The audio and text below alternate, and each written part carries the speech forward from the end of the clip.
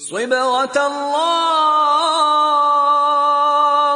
ومن أحسن من الله صبغة ونحن له عابدون۔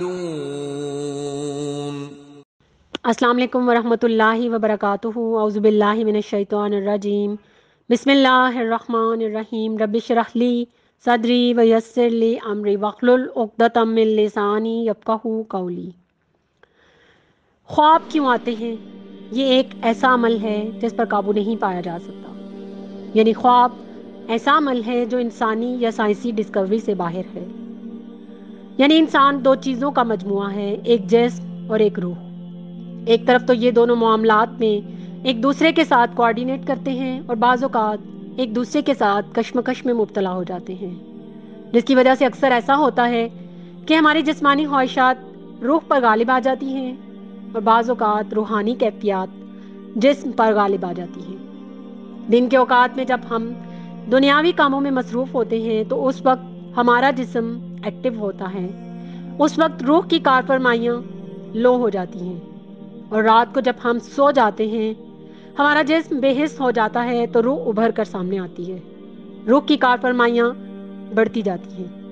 جیسا کہ اللہ تعالیٰ قرآن مجید میں فرماتے ہیں، جب انسان سوتا ہے تو ہم اس کی روح لے لیتے ہیں، جس کو زندگی دینی ہوتی ہے اس کی روح واپس لوٹا دی جاتی ہے۔ تو انسان کی جب روح جسم سے نکلتی ہے تو گھومتی پھرتی ہے، تو کبھی اس طرح ہوتا ہے کہ کسی مردے سے جا کر ملاقات کرتی ہے۔ روح کے لیے مادی چیزیں رکاوٹ نہیں ہوتی، جیسے بعض لوگ مر جاتے ہیں اور سوتے ہوئے آپ کی روح ٹریول کرتی ہوئی وہاں پہنچ جاتی ہے جہاں مردہ روح موجود ہوتی ہے۔ آپ بعض دفعہ دیکھتے ہیں کہ مردہ بہت خوش ہے، اللہ تعالیٰ کے اذن سے آپ کی روح وہاں پہنچ جاتی ہے۔ صحیح مسلم اور ترمذی میں حضرت ابو ہریرہ رضی اللہ سے روایت ہے، نبی کریم صلی اللہ علیہ وآلہ وسلم نے فرمایا، خواب 3 قسم کے ہوتے ہیں۔ نمبر 1 سچے خواب، نمبر 2 حدیث نفس یا الہام، نمبر 3 وساوس شیطان۔ حدیث نفس سے مراد وہ خیالات ہیں جو انسان کے ذہن میں گھومتے رہتے ہیں۔ مثال کے طور پر انسان سارا دن جو کام کرتا ہے، کوئی ایسا واقعہ خیال بن کر اس کے ذہن اور دماغ میں گھومتا رہتا ہے اور وہ منظر انسان خواب میں دیکھتا ہے۔ اور بعض اوقات بد ہضمی کی وجہ سے بخارات دماغ کو چڑھتے ہیں، جن کے دباؤ کی وجہ سے انسان گھبرا جاتا ہے۔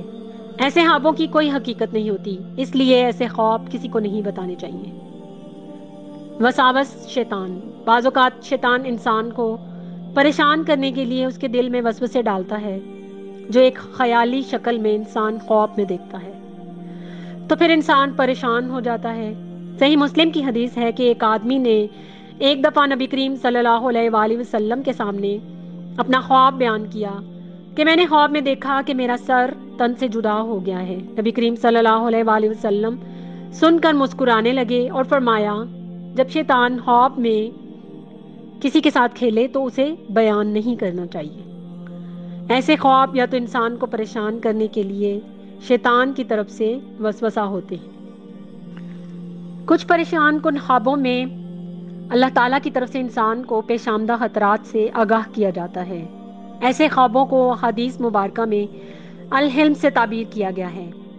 ایک متفق حدیث میں ہے، حضرت ابو قتادہ رضی اللہ سے روایت ہے کہ حضرت محمد صلی اللہ علیہ وآلہ وسلم نے فرمایا، جب کوئی شخص ناپسندیدہ خواب دیکھے تو وہ شیطان کے شر سے پناہ مانگے اور 3 مرتبہ بائیں طرف ہلکا سا تھوک لے اور کسی کے سامنے اپنا خواب بیان نہ کرے، تو وہ خواب اسے کوئی نقصان نہیں پہنچائے گا۔ ایک جگہ صحیح مسلم سے روایت ہے کہ انسان اپنا پہلو بدل لے اور ہو سکے تو وضو کر کے 2 رکعت نماز ادا کرے۔ نیک اور پسندیدہ خواب، صحیح بخاری، مسلم اور ترمذی کی متفق حدیث ہے کہ نبی کریم صلی اللہ علیہ وآلہ وسلم نے فرمایا، اچھے خواب مومن کے لیے اللہ تعالیٰ کی طرف سے بشارت ہوتے ہیں، اور انہی خوابوں کو احادیث مبارکہ میں الرؤیا اور مبشرات سے تعبیر کیا گیا ہے۔ ترمذی میں حضرت عبادہ بن صامت رضی اللہ سے روایت ہے کہ میں نے رسول اللہ صلی اللہ علیہ وآلہ وسلم سے اس آیت مبارکہ کے بارے میں دریافت کیا، لَهُمُ الْبُشْرَىٰ فِی الْحَیَاةِ الدُّنْیَا، کہ مومن کو دنیا میں بشارت دینے سے کیا مراد ہے؟ تو آپ صلی اللہ علیہ وآلہ وسلم نے فرمایا اس سے مراد اچھے خواب ہیں جو مومن خود اپنے بارے میں دیکھتا ہے یا اس کے بارے میں کوئی اور دیکھتا ہے۔ اچھے خواب ہر کسی کے سامنے بیان نہیں کرنے چاہیے، بلکہ تعبیر سے واقف علماء یا اپنے مخلص اور خیر خواہ دوستوں کے سامنے بیان کرنے چاہیے، کیونکہ ہو سکتا ہے سننے والا غلط تعبیر کر دے، کیونکہ خواب کا وقوع تعبیر کے موافق ہوتا ہے، اور اسپیشلی ایسے شخص کے سامنے تو بالکل ذکر نہیں کرنا چاہیے جس سے آپ کو کوئی عداوت ہو، جیسا کہ سورہ یوسف آیہ نمبر 5 میں حضرت یعقوب علیہ السلام نے کہا اے میرے بیٹے یوسف اپنا خواب اپنے بھائیوں کے سامنے بیان نہ کرنا کہ کہیں وہ تیرے خلاف سازشیں شروع نہ کر دیں، کیونکہ شیطان انسان کا کھلم کھلا دشمن ہے۔ صحیح مسلم میں حضرت قتادہ رضی اللہ سے روایت ہے کہ میں نے رسول اللہ صلی اللہ علیہ وآلہ وسلم سے سنا، آپ صلی اللہ علیہ وآلہ وسلم نے فرمایا اچھے خواب اللہ تعالیٰ کی طرف سے ہوتے ہیں، لہٰذا جب کوئی اچھا خواب دیکھے تو اسے صرف اپنے مخلص یا پسندیدہ لوگوں سے بیان کرے۔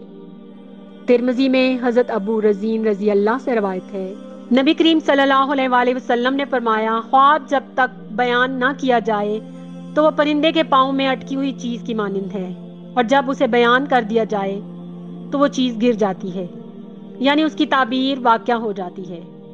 قرآن مجید میں سورہ یوسف آیہ نمبر 41 کا مفہوم ہے آپ کے خوابوں کی جو تعبیر ہو چکی ویسا ہی ہوگا، اور دوسرا یہ کہ خواب کی وہی تعبیر معتبر ہوگی جو پہلا معبر بیان کرے۔